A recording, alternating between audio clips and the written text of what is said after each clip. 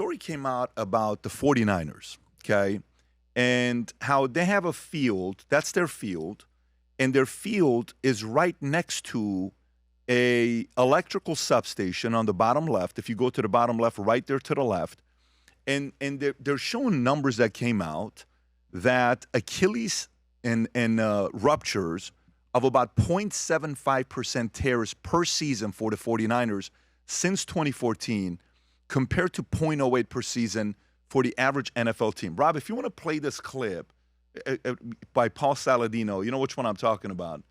I send it to you. If you don't have it, I can send that to you as well. I wonder what you think is the impact of this, if you have anything to say on this. Go ahead, Rob.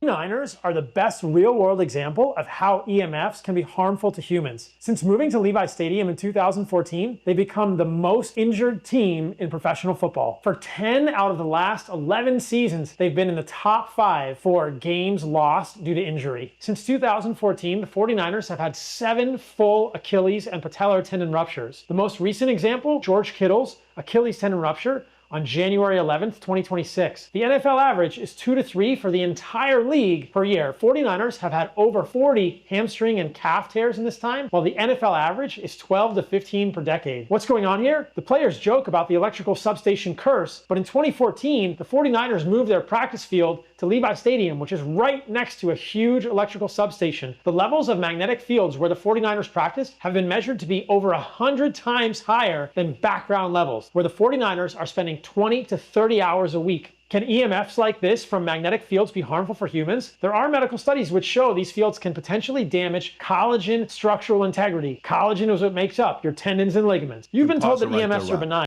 You talked earlier about collagen, right? Do you see a correlation here? I have a question. Please. This field, what was it called? The name of the field? Electric magnetic field? No. I know what those EMFs Levi, are. electric magnetic. Has anyone trained at Levi Field before the 49ers, or was this just an empty field? This is the practice facility that they use. But did anyone practice That's a great question, because I think one of the articles says that, can you pull up to see if the 49ers trained at the Levi practice facility at all? Previous to that, or any other team, like whoever, yeah, exactly. Like, So what the article also says is no other NFL team is next to a major electric substation or utility grid. No other. Yeah. So here's the thing. Okay, as an analytical person, as an evidence-based person, like this is an observational data where you're looking at correlation. Sure. Right. And so I'm asking the question whether or not, because it could be something about the way the field is designed, the way they're running on it, I don't know, or did any other team there also have this problem? So before the 49ers trained at the summer camp, not at the Levi because it hadn't been built yet. Historically, their camps were hosted at different places, different colleges that they had. The 49ers from 1988 onward had their headquarters and practice facility in Santa Clara already well before Levi Stadium was constructed, but this was separate from Levi Stadium and its practice fields. July 2014 is when they opened up Levi Stadium, and the 49ers had began using the stadium and adjacent practice fields for training camp practices this summer. So you're saying there may be no correlation. Well, what I'm saying is it's hard to identify the cause of what's causing their Achilles tears, right? It could be the fact that they're next to this, station that's, emitting a lot of EMFs. Or it could be that there's something about the way the field is designed that makes them move, like when they're using it, it's causing weird movements, I would assume they would probably, a team that big would probably build the field flawless to train there. They're spending hundreds of millions of dollars. So here's my analysis of the EMF literature, okay? I think that people that are occupationally exposed, so that would be maybe perhaps being that close to this sort of place where you're getting 100 times more background level, that's where you do have more concern, is those occupational types of exposures, people working in them, where you'll see like cancer rates, for example, going up. Or the other thing that I'm worried about is, for example, like a cell phone in your pocket if you're a male and it affecting like sperm, for example, or perhaps something, in your ear all the time, AirPods constantly infecting brain. It's like the closeness of it is another thing. So it's exposure, concentration, and also location, right? So in this case, they're not really close to the person's, Achilles tendon, right? It's not like they're wearing something on their ankle. It's the volume of exposure seems to be high. Is there a potential there for inflammatory oxidative processes? Like, yes, but why would it be, perhaps it's because they're exercising and they're putting a lot of wear and tear on, that specific tendon, and the background inflammation is high that it's basically pushing them over the edge.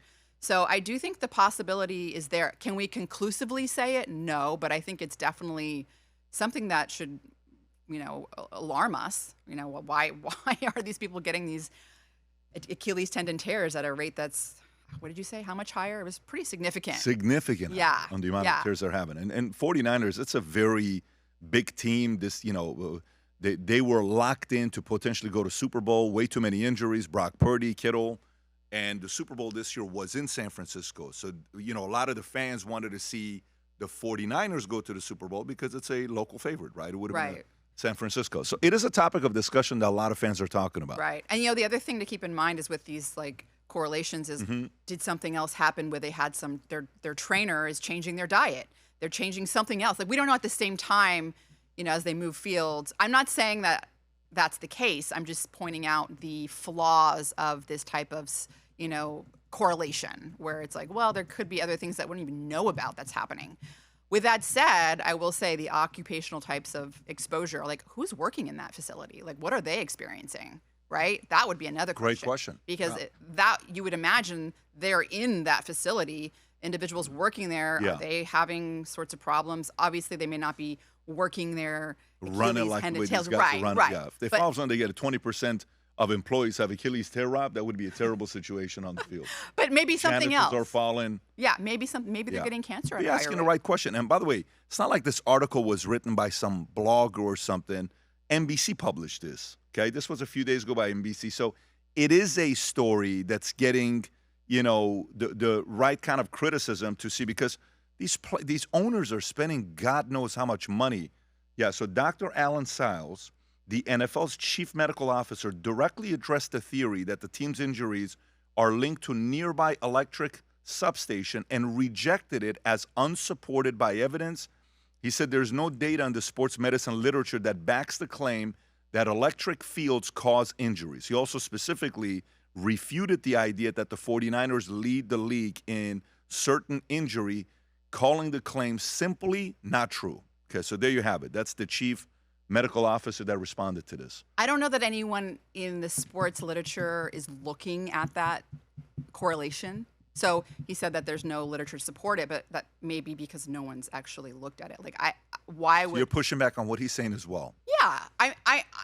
I'm saying I don't think I would go out and make the video that Paul Saladino made because I don't think it's strong enough evidence. I wouldn't say it conclusively. I'd maybe be a little more cautionary, but I think it's something to absolutely consider. Mm-hmm. And certainly, if I was, the owner of the 49ers, I would either move them back to another training facility and see how that affects their injury risk, or I don't know if this station can be turned off. I guess not. If it's making electricity, then I probably can't do that. But I certainly would move them to their old training facility to see if that changed things, because then you'd have it. We're moving them back to the other training facility. I would change them in a heartbeat. Yeah. I mean, even if there's sports is very superstitious as well. Let me tell you, because what did you say? Placebo, right? I don't care if it works or not. Even if it's placebo, I like it. I have to take it. Even if the athlete is thinking about it, it's in their mind. I don't even want you to be thinking about it. So if I'm the owner of the 49ers, I'm moving them to whatever other place I'm going to, and I don't want my athletes to think about that because they spend a lot of money on these guys. You just brought up such a good point, Patrick, because there's something called the nocebo effect, which is the opposite of the placebo effect. And that is, if you think something bad is going to happen to you, if you're a 49er and you're like, this story comes out, my teammates are getting these Achilles tendon tears, oh my gosh, it's this facility, and you think it's going to happen, you can actually cause bad things to happen. And there are trials showing about this. This is a real thing. And again, it goes back to that personality type. There's actually genes that are linked to a placebo effect and genes that are linked to a nocebo effect. It's the pessimistic viewpoint versus the optimistic viewpoint, right? And that's really a phenotype. It's a personality trait. And so you're absolutely right. If these football players are thinking perhaps that this is going to negatively affect them. Your body makes inflammatory things. You make oxidative stress. Like your brain controls that. And so you can make yourself more predisposed to tears and stuff because of the inflammation generated from the nocebo effect. Did you ever read the book Psycho-Cybernetics? No. Never? Never. Okay, so this is an old book. It's a psychiatrist who decides to become a cosmetic surgeon because he wants to make people feel better. By the way, this book, Rob, can you type up how many copies did Psycho-Cybernetics sell? Psycho-Cybernetics. Right there. How many copies did it sell?